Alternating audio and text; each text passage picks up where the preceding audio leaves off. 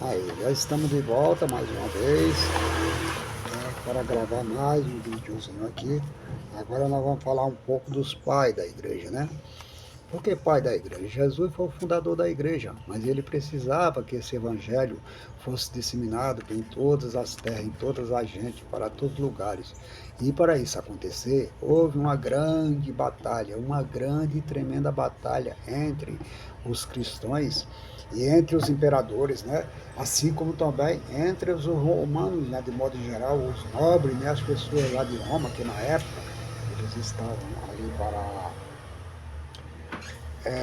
dominar sobre o império, mas ali existia pessoa de toda natureza, de toda classe, né? Que nós vamos aí encontrar um pouquinho mais para frente lá, o que é que esses caras faziam para tentar desmoralizar o evangelho de Cristo, tentar apagar, era a cilada do diabo. O diabo, desde o começo, que sempre fez esse tipo de coisa para tentar fazer com que a semente da mulher um dia, né, chegasse, porque chegou ali, por exemplo, na época do faraó, nós chegamos ali também na Nabucodonosor, nós chegamos ali na época lá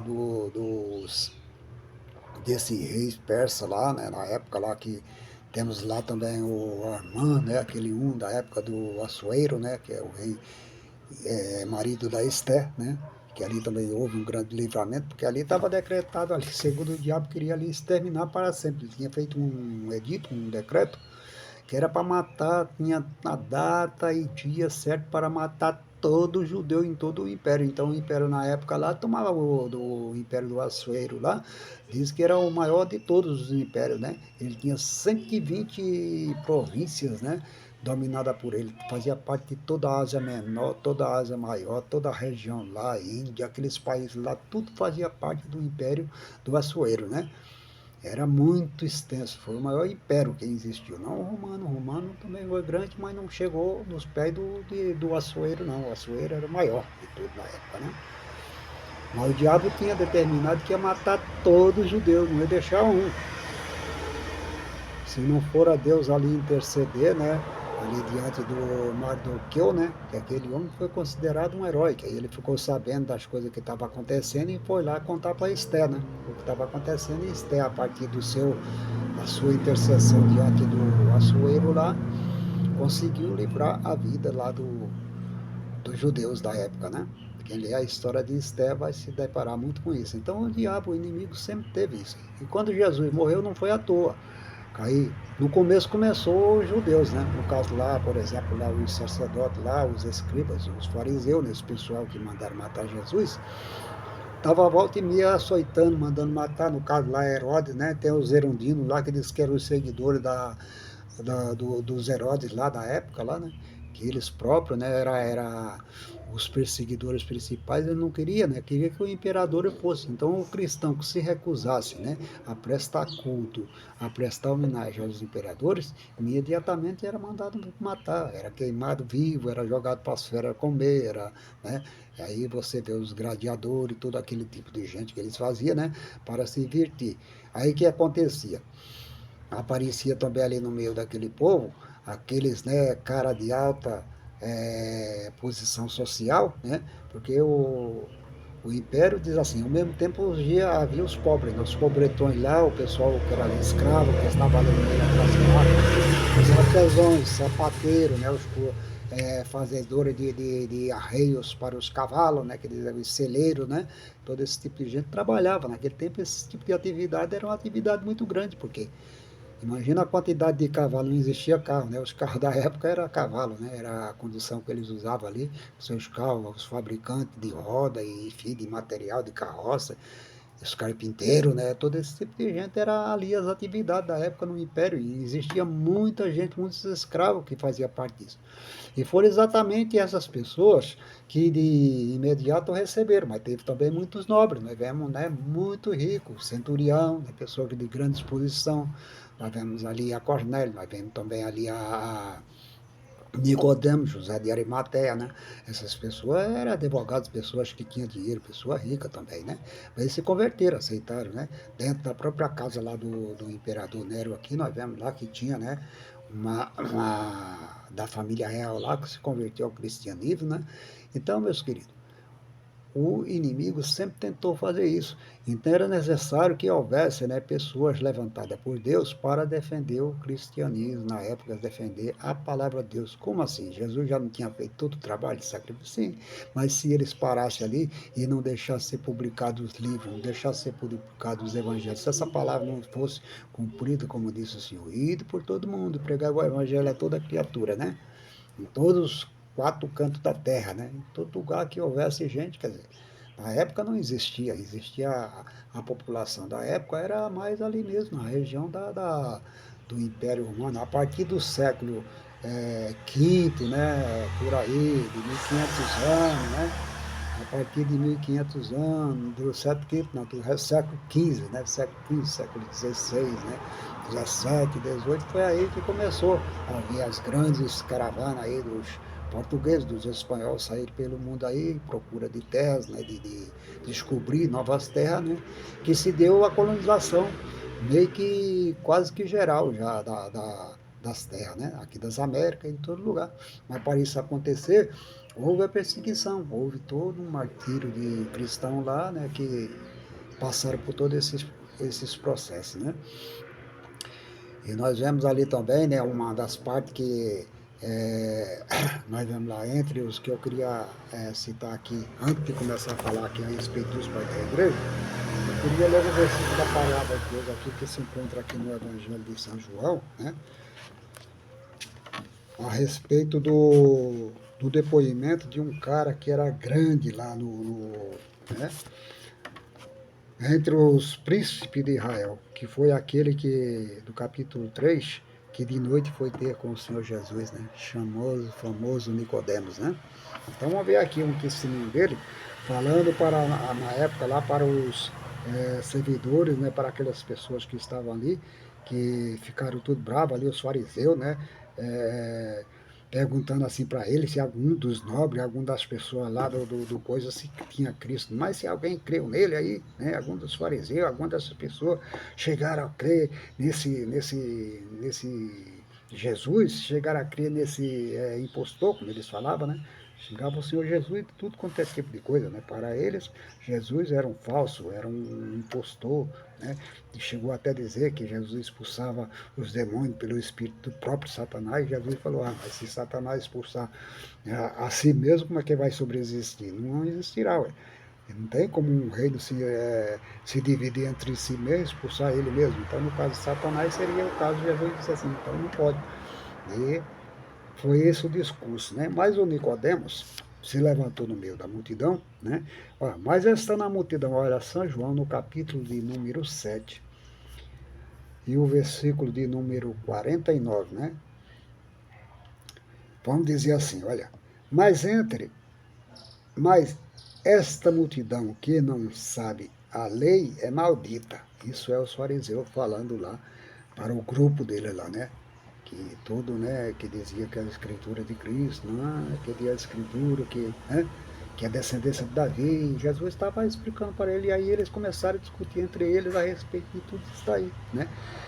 E entre eles disse assim, mas esta multidão que não sabe a lei é maldita, né? Porém, veja só, versículo 50, Nicodemos, que era um deles, o qual de noite fora ter com Jesus, disse-lhes, porventura condena a nossa lei um homem sem primeiro ouvir ou ter conhecimento do que faz? E responderam eles e disseram, és tu também da Galileia? Examina e verás que da Galileia nenhum profeta surgiu. Mas vamos ver aqui, né? O que eu quero dizer é o seguinte, que à medida que estava todo mundo descendo a lenha ali, falando mal de Jesus, dizendo que ele era um impostor, que ele era simplesmente um carpinteiro, que era uma pessoa pobretona ali, que era uma pessoa nascida ali no meio deles, que eles conheciam Jesus, que de repente se levantou como discípulo, ou que seja, como o grande, né, pregador do evangelho no meio deles, pregava com autoridade, e chegou notório ao ouvido dos fariseus, que era o dono da lei, juntamente com os escribas e todo aquele pessoal que tinha o dever de zelar pela lei, as coisas não faziam antes, pelo contrário, eles simplesmente ele desonrava a lei, né? Com as tradições dos pais, assim, está escrito na palavra de Deus, assim que Jesus falou. Então, a partir daí, esses camaradas começaram a zombar e falar todo esse tipo de coisa, aí o Nicodemo, né, se levantou e falou, não, o senhor, vocês já viram aqui, por exemplo, como é que alguém vai se levantar aqui para condenar a nossa lei, por exemplo, tinha aqui falado sem ter o conhecimento. Ele certamente está falando para vocês essas coisas porque ele conhece, ele sabe da lei. Então, Nicodemo, né, ele defendeu a Jesus. Né? Jesus, digamos assim, não precisava de advogado, não precisava de defensor, não precisava de nada. É a mesma coisa, depois que ele morreu, que deixou o seu rastro, né, lá na cruz do Calvário, com todos aqueles acontecimentos, todas aquelas coisas. Mesmo assim, quando Pedro começou a pregar, João começou a pregar, eles meteram no cárcere, mataram a Tiago, né, irmão de João, fizeram, enfim, todo tipo de coisa lá que não deveria, né, ser feito para tentar abafar. Então, tá é que eles prenderam depois eles, né, que eles se soltaram, depois, os anjos, né, soltou a Pedro, né, que estava preso lá, né, no cárcere, né? Aí, a partir do outro dia cedo, lá quando mandaram chamar eles, pegaram e levaram ele lá diante novamente do Sinédrio, e eles começaram a falar, e foi onde Pedro deu também um grande discurso ali, né? Juntamente com os demais que estavam com ele, né? Aí a Bíblia diz assim, que eles simplesmente fizeram o quê? Eles temiam o povo, né, porque sabia que a multidão ali tinha muita gente, já que eles sabiam que se eles fizessem alguma coisa com aqueles ali, com Pedro, né, que ele já tinha eles já como profetas, né, simplesmente ia acontecer alguma revolução, algum tipo de coisa. Aí a palavra de Deus nos diz que eles açoitaram, açoitar quer dizer, pegaram ele e bateram neles, né, deram uns açoites, naquele tempo eles açoitavam, né? Você vê aqui no dicionário bíblico existe uma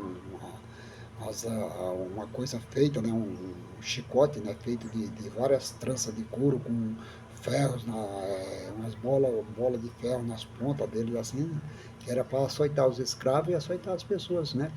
Era assim que era feito esse tipo de sacrifício, né, com os cristãos. E Pedro e Tiago e João foram açoitados para passar por isso daí, diz a palavra de Deus, né? Que eles passaram por esse tipo, açoitaram ele e mandaram para lá, vai, mas não prega mais nesse não, estão proibidos. Aí a pouco estava eles pregando de novo, aquele que tu falou para não pregar, está de novo lá no tribo pregando, né? Será que eles tinham medo deles ou honravam a Cristo, né? Louvado seja Deus, né? Então nós vamos ver aqui agora mais para frente, que eu vou começar a falar a respeito dos pais das igrejas, entende? Que são as pessoas que deram as suas vidas, né? Em troca do amor do Evangelho, do amor de Cristo. Não foram igual aqueles covardes, né? Que procuraram fazer e como existiu também aqui nas nossas Américas. Nós vamos chegar ainda aqui nas Américas, tá? Vocês vão ver aquela perseguição que os cristãos na época, apesar de ser pouco, né? Mas os que tentavam se declarar cristão na época sofreram aqui por um grupozinho de pessoas aí bem conhecida da população aqui brasileira das Américas, né? Louvado seja Deus. Então, vamos lá. Os pais das igrejas. Nos primeiros 4 séculos da igreja, santos homens destacaram-se pela piedade, devoção a Cristo e qualidade. Esses que revelaram-se de maneiras especial em meio às tribulações e perseguições, esses homens foram chamados de pai das igrejas. Pela veemência e mais direta com as coisas da igreja, pelo relacionamento que mantiveram com alguns discípulos, apóstolos que conheceram, né, e gozaram da companhia de Jesus Cristo. Entre os mais ilustres pais da igreja, destacaremos os que se seguem. Então nós vemos aqui, né, que esses homens, por se tornarem pai da igreja, eles tiveram, digamos assim, um contato direto com aqueles que viveram com Jesus Cristo, os que não viveram com ele, mas viveram diretamente ligados a um dos discípulos, a um dos apóstolos de Cristo, né, no caso aqui, especificamente, né, Aí nós vemos que eles tinham todo um relacionamento, todo uma contato e comunhão direta, né, com esses discípulos, né, que viveram ao lado de Cristo. Então, por isso que eles tinham autoridade, né, para falar e para defender a causa de Jesus nessa época, né. Então, nós vamos ver aqui alguns deles que se segue aqui, né. Então, vejamos, o primeiro deles é o Inácio, né, entre o ano de 1967 ao ano 110 da era cristã, né. Piedoso discípulo do apóstolo João, né, e bispo de Antioquia, né. Inácio foi preso por ordem do imperador Trajano, quando visitava essa cidade. O próprio Trajano, né, presidiu seu julgamento e sentenciou que Inácio fosse lançado, né, às feras em Roma. Então, este piedoso homem de Deus, no seu caminho para chegar até Roma, ele escreveu várias cartas, né, para o pessoal ali de Roma, para as pessoas que tinham influência, né, ali nos imperadores, as autoridades, para que de maneira nenhuma advogasse a causa dele. Ele disse: eu não quero que vocês venham pedir algum tipo de clemência, algum tipo de coisa para o imperador a meu respeito. Eu prefiro ter a honradez de morrer pelo Senhor Jesus Cristo, pelo nosso Deus, aleluia.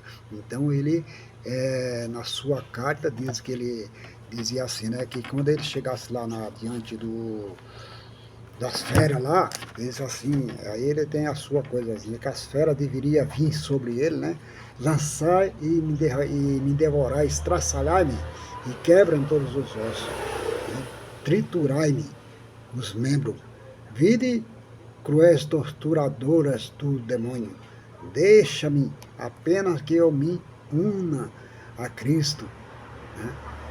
Sentido grande gozo quando era martirizado. Então ele diz assim, se as feras não se lançassem nele, ele propriamente se lançasse. Se vocês não tiverem coragem de se lançar sobre mim, eu me lançarei sobre vós, sobre as feras, né?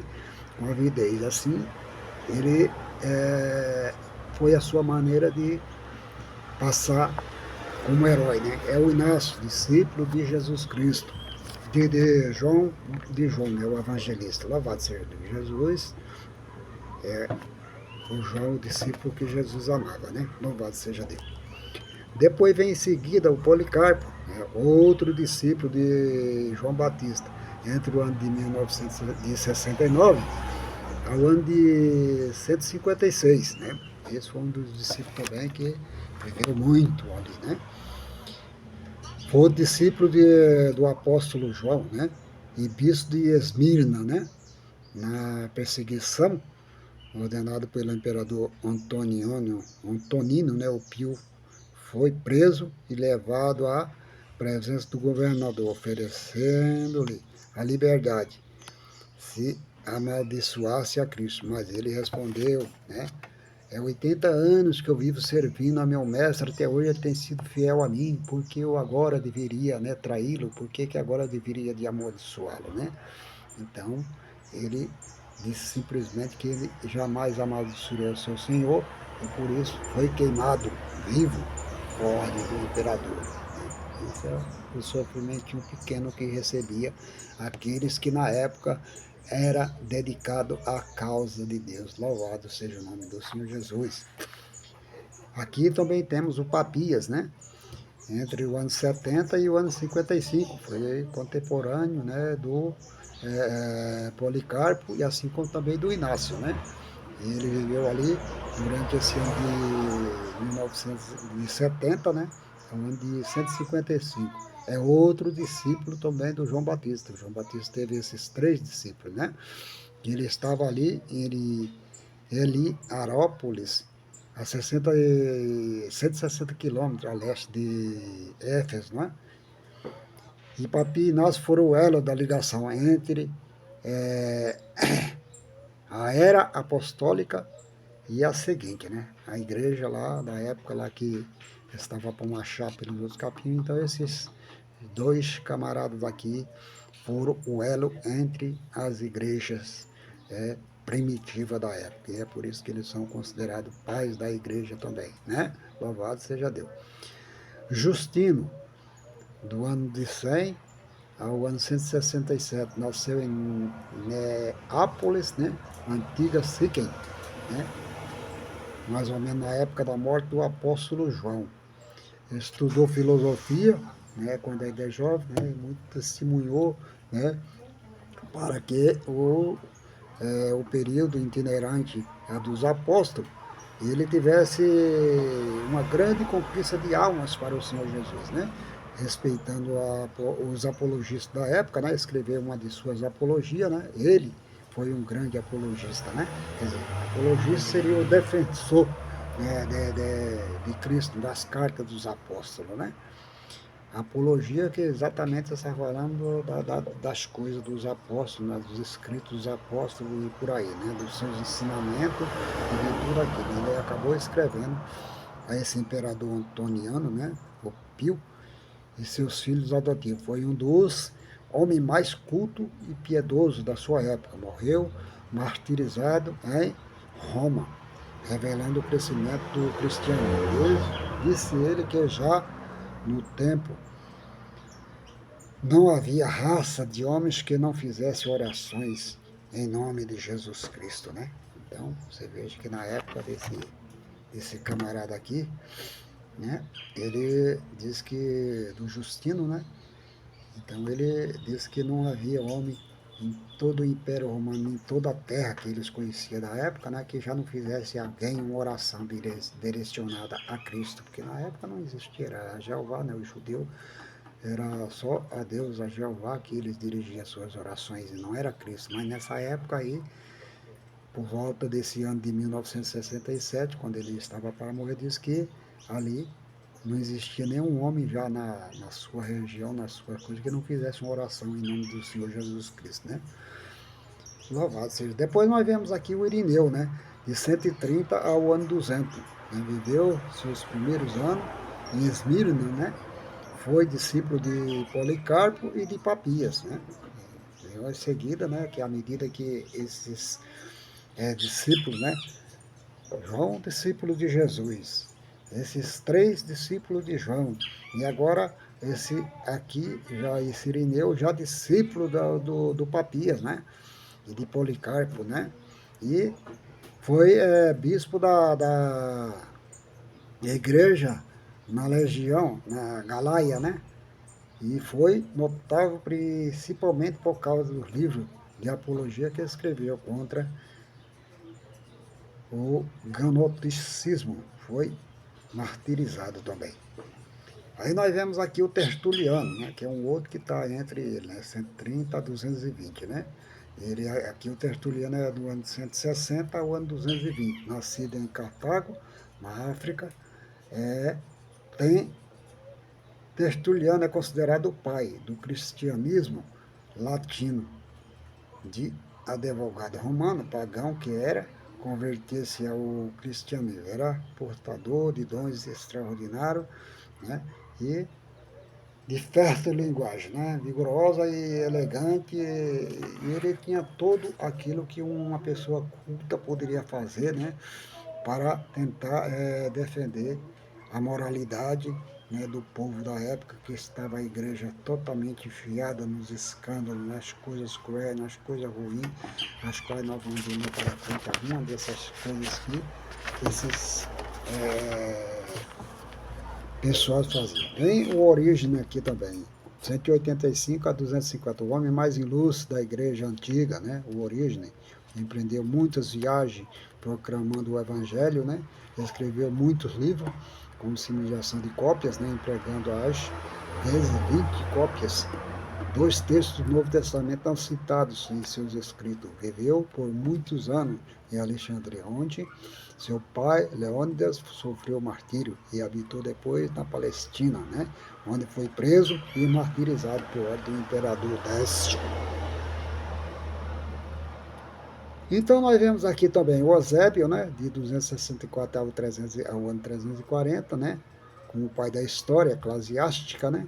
Eusébio foi bispo, né, de Cesareia, no tempo de Constantino, teve muitas influências junto ao imperador, e escreveu uma história eclesiástica, sendo Cristo o concílio de Nicéia, né, Jerônimo, 340 a 420, considerado o mais ilustre dos pais da igreja. Jerônimo foi educado em Roma, viveu muitos anos na cidade de Belém, da Judeia, traduziu a Bíblia para o latim chamada Vulgata, ainda hoje usada como texto oficial da Igreja Católica Romana. O João Crisóstomo, 345 a 407, ficou conhecido como a Boca de Ouro, né? Por haver revelado um orador inagualável, o maior pregador de todos os tempos, né? Sua pregação era extremamente, né? Ele nasceu na cidade de Antioquia e veio ser o patriarca, né, de Constantinopla, né?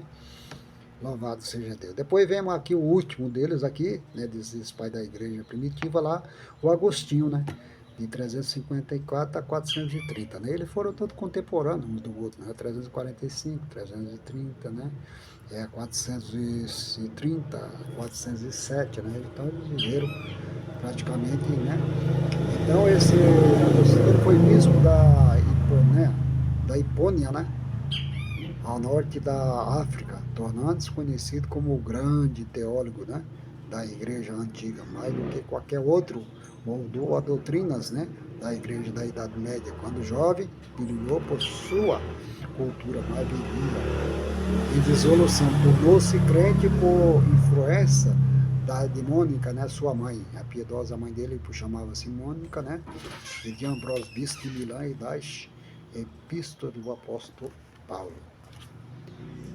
Então aqui está o último dos pais da igreja, né, que é considerado como um dos grandes, né, que debateu. Ali nós vemos na filosofia, quando nós estudamos que Agostinho foi um dos grandes, né, defensores, né, da causa cristã, da causa de Deus. Louvado seja o nome do Senhor. Vamos terminar aqui, ficou muito grande esse filme.